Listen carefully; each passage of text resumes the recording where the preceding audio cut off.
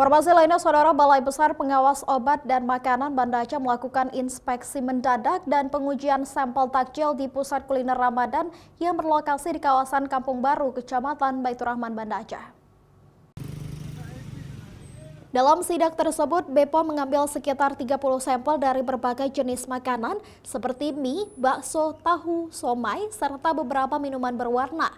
Hasil pengujian menunjukkan bahwa seluruh sampel aman dari bahan berbahaya seperti boraks, rodamin, metanil yellow, dan formalin. Selain di Jalan Garuda, BPOM juga melakukan sidak di beberapa titik lainnya, seperti kawasan Ulekaring dan beberapa kawasan lainnya. Pengawasan tersebut dilakukan secara rutin untuk memastikan keamanan pangan di Banda Aceh tetap terjaga.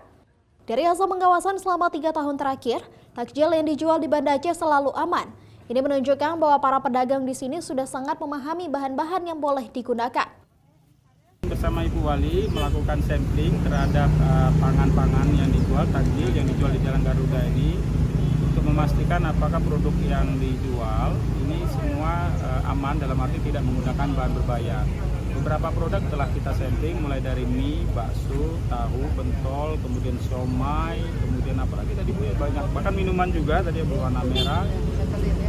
Semua diuji dan alhamdulillah lebih kurang tadi ada 30-an sampel, ada informasi dari tim penguji dengan hasil semua aman. Selain itu, BPOM juga akan melakukan pengujian di sejumlah kabupaten kota di Aceh untuk memastikan takjil dan makanan lainnya aman dikonsumsi oleh masyarakat, terutama di bulan Ramadan. Syahril, Kompas TV, Banda Aceh.